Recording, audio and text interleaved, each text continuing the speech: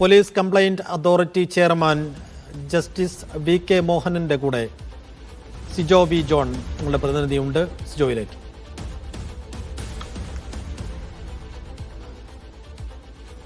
Police complaint അതോറിറ്റിയുടെ chairperson media വണ്ണൊപ്പം ചേരുകയാണ്.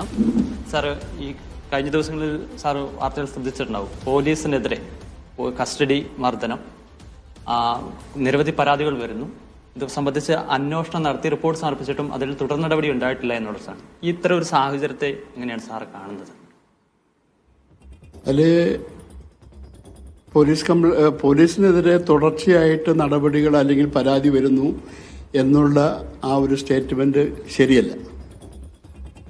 ഇപ്പം അതിൻ്റെ ഭാഗമായിട്ട് പറഞ്ഞു കേൾക്കുന്നത് അല്ലെങ്കിൽ ഇപ്പോൾ ചാനലിലാണെങ്കിലും പത്രങ്ങളിലാണെങ്കിലും കാണിക്കുന്നത് കുറേ വർഷങ്ങൾക്ക് മുമ്പുള്ള കേസുകളും തുടർ നടപടി തുടർച്ചയായിട്ട് വരുന്നു എന്ന് സ്ഥാപിക്കാൻ വേണ്ടി കാണിക്കുന്നുണ്ട്. അത് ശരിയല്ല.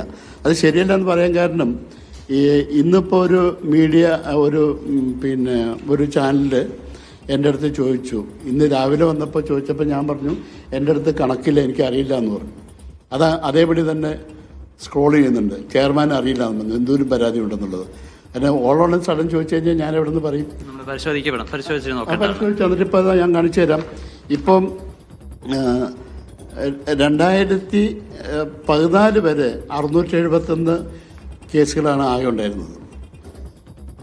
അതിങ്ങനെ വന്ന് കുറഞ്ഞ് 2016 626, 2017 808, 2018 435, 2019 346, 2020 334, 2021 272, 22 146, 23 146, 2024 94, 2025 ഈ ഓഗസ്റ്റ് 15 വരെ 45 കേസ്.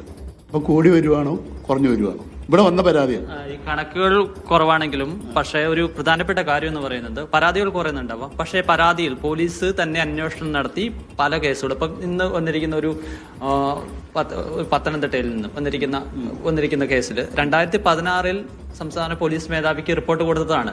ഒരു ഉദ്യോഗസ്ഥനെ ഇതിന്റെ ക്രമസമാധാന ചുമതലയിൽ നിന്ന് മാറ്റണം, നിരന്തരം ഇങ്ങനെ മർദ്ദനം നടത്തുന്ന ഉദ്യോഗസ്ഥനാണ് എന്നൊരു റിപ്പോർട്ട് തന്നെ സമർപ്പിച്ചിട്ടുണ്ട്.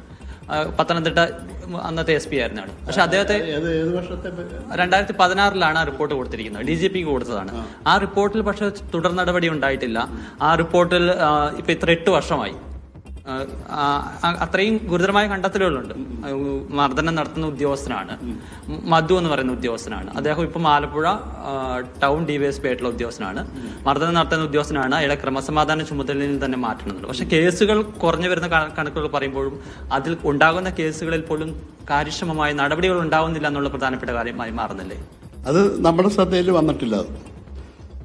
ഈ മനസ്സിലാക്കേണ്ട ഒരു കാര്യം, ഈ സ്റ്റേറ്റ് പോലീസ് കംപ്ലയിൻസ് അതോറിറ്റി ആണെങ്കിലും ജില്ലാ പോലീസ് കംപ്ലയിൻസ് അതോറിറ്റി ആണെങ്കിലും ഒരു ഓർഡർ പാസ്സാക്കിയിട്ട് അത് എൻഫോഴ്സ് ചെയ്യാനുള്ള പവർ ഈ രണ്ട് സമിതികൾക്കും ഇല്ല. അപ്പം നമ്മൾ ഓർഡർ പാസ്സാക്കുക, ഇതിൻ്റെ ആ സെക്ഷൻ 110(9) പ്രകാരം ഈ നമ്മൾ പാസ്സാക്കുന്ന ഓർഡറിന് റെക്കമെൻഡേറ്ററി നേച്ചറാണ്. മനസ്സിലായോ? നമ്മൾ ഹൈക്കോടതിയാണെങ്കിലും മറ്റു കോടതിയാണെങ്കിലും ചിലപ്പം ഒരു ഉത്തരവ് നടപ്പാക്കിയില്ലെങ്കിൽ കണ്ടംപ്റ്റ് എടുക്കാം, അല്ലെങ്കിൽ എക്സിക്യൂഷൻ നടപടിയിലേക്ക് പോകാം. ഇവിടെ അങ്ങനെ ഒരു നിയമമില്ല. പക്ഷെ അത് ശരിയാണ്, വാസ്തവമാണ്. പക്ഷേ നമ്മുടെ അതിനർത്ഥം പോലീസ് കംപ്ലയിന്റ് അതോറിറ്റി കൊടുക്കുന്ന ശുപാർശകളിൽ പോലീസോ അല്ലെങ്കിൽ സർക്കാരോ കൃത്യമായി നടപടി സ്വീകരിക്കുന്നില്ല എന്നുള്ളതല്ലേ? അല്ല, അതിൻ്റെ ഇപ്പം നമ്മളതങ്ങനെ അതിനെ ഒരു ബ്ലാങ്കായിട്ടൊരു ഉത്തരം തരാൻ പറ്റില്ലല്ലോ. നടപടി സ്വീകരിക്കാൻ നിങ്ങൾ ചോദിക്കുന്ന ഒരു കേസ് സ്പെസിഫിക് ആയിട്ട് റെഫർ ചെയ്ത് പറയുകയാണെങ്കിൽ അതിൻ്റെ രേഖകൾ പരിശോധിച്ചിട്ട് പറയാം. അങ്ങനെ പറയാൻ പറ്റുള്ളൂ. ഈ ഗവൺമെൻറ്റിനാണെങ്കിലും ഈ കംപ്ലയിൻസ് അതോറിറ്റിക്കാണെങ്കിലും പ്രത്യേകിച്ച് ഇൻട്രസ്റ്റ് ഒന്നുമില്ലല്ലോ. ഇപ്പോൾ കംപ്ലയിൻസ് അതോറിറ്റി സ്റ്റേറ്റ് ലെവലാണെങ്കിലും ഡിസ്ട്രിക്ട് ലെവലാണെങ്കിലും ആ പരാതി പരിശോധിച്ചിട്ട് അയാൾ അതിൻ്റെ അകത്ത് എതിർകക്ഷി കുറ്റക്കാരനാണെന്ന് കണ്ടാൽ തീർച്ചയായിട്ടും ഒന്നിൽ FIR ഇടാനോ അതല്ലെങ്കിൽ ഡിസിപ്ലിനറി ആക്ഷന് വേണ്ടി ശുപാർശ ചെയ്യും. പോലീസ് കംപ്ലയിന്റ് അതോറിറ്റിക്ക് ഇൻട്രസ്റ്റ് ഇല്ല, പക്ഷേ ഇത്തരം നടപടികൾ വരാത്ത സാഹചര്യത്തിൽ പോലീസിലെ തന്നെ ഉന്നതർക്കും അല്ലെങ്കിൽ സർക്കാരിന്റെ ചില ആളുകൾക്കും ഇത്തരം ആളുകളെ സംരക്ഷിക്കുന്നു, അവർക്കൊരു ഇൻട്രസ്റ്റഡ് ഉണ്ടെന്നല്ലേ ഇതിൽ നിന്ന് മനസ്സിലാവുന്നത്? അത് നമുക്കറിയില്ല. അതിന്റെ കാരണം എന്താണെന്ന് നമുക്കറിയില്ലല്ലോ. അതിപ്പം അതിൻ്റെ അകത്ത് അഗ്രീവഡ് ആയിട്ടുള്ള ആൾ, ഇപ്പം നമ്മളിപ്പോൾ സ്റ്റേറ്റ് പോലീസ് കംപ്ലയിൻസ് അതോറിറ്റി ആണെങ്കിലും ഇപ്പോൾ ഡിസ്ട്രിക്ട് അതോറിറ്റി ആണെങ്കിലും ഒരു ഓർഡർ ഇട്ടിട്ട് അത് നടപ്പാക്കുന്നില്ല എങ്കിൽ ആ അഗ്രീവഡ് പാർട്ടിക്ക് കോടതി പോകാലോ. അത് ചെയ്തിട്ടുണ്ടോ? അത് ചില കേസുകളിൽ പോകുന്നുണ്ട്. നിങ്ങൾക്ക് അത് ഏതെങ്കിലും കൃത്യമായിട്ട് അറിയാമോ? അല്ല, ഞാൻ പർട്ടിക്കുലർ കേസല്ല പറയുന്നത്. ഞാൻ പറയുന്നത് ഞാനിപ്പോ നേരത്തെ സൂചിപ്പിച്ചിട്ട് പറയാൻ പറ്റുന്നത്, അങ്ങനെ ഒരു ഓർഡർ ഇട്ടിട്ട് നടപ്പാക്കിയിട്ടില്ല എങ്കിൽ അതിപ്പം ഇതിപ്പോൾ ആരോടാണ് നമ്മൾ കൊടുക്കേണ്ടത്? ഈ 110 സെക്ഷൻ 110(9) പ്രകാരം FIR ഇടാൻ പോലീസിനോടാണ് പറയേണ്ടത്. ഡിസിപ്ലിനറി ആക്ഷൻ എടുക്കാനും അതും പോലീസിനോടോ അല്ലെങ്കിൽ ഡിപ്പാർട്ട്മെന്റിനോടാണ് പറയേണ്ടത്. അവരാണ് ഇത് ചെയ്യേണ്ടത്. അവരത് ചെയ്യുന്നില്ലെങ്കിൽ ഈ ഓർഡർ കിട്ടിയ ആൾക്ക് കോടതി പോവാം. അങ്ങനെ പോയിട്ടപ്പോൾ എന്തുകൊണ്ടാണ് എടുക്കാത്തത്, നടപടി എടുക്കാത്തത്, അല്ലെങ്കിൽ ഈ പറഞ്ഞതുപോലെ പിന്നെ പ്രത്യേക നിർദ്ദേശം കൊടുത്തിട്ടുണ്ടെങ്കിൽ ആ നിർദ്ദേശം നടപ്പാക്കാത്തത് എന്തുകൊണ്ടാണെന്ന് അപ്പോൾ അവിടെ വിശദീകരിക്കുമല്ലോ. അതോറിറ്റിയുടെ മുന്നിൽ വരുന്ന കേസുകളിലൊക്കെ കാര്യക്ഷമമായ നടപടികൾ സ്വീകരിക്കുന്നുണ്ട് എന്നുള്ളതാണ്. ഉണ്ട്. ഇപ്പോ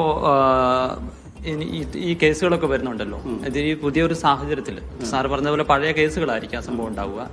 പോലീസ് കംപ്ലൈന്റ് അതോറിറ്റി എന്ത് ഇനിഷ്യേറ്റീവാണ് ഇതിനകത്ത് എടുക്കാൻ പോകുക? എന്തെങ്കിലും സർക്കാരിന് എന്തെങ്കിലും പരാതി കിട്ടിക്കഴിഞ്ഞാൽ നടപടി എടുക്കും.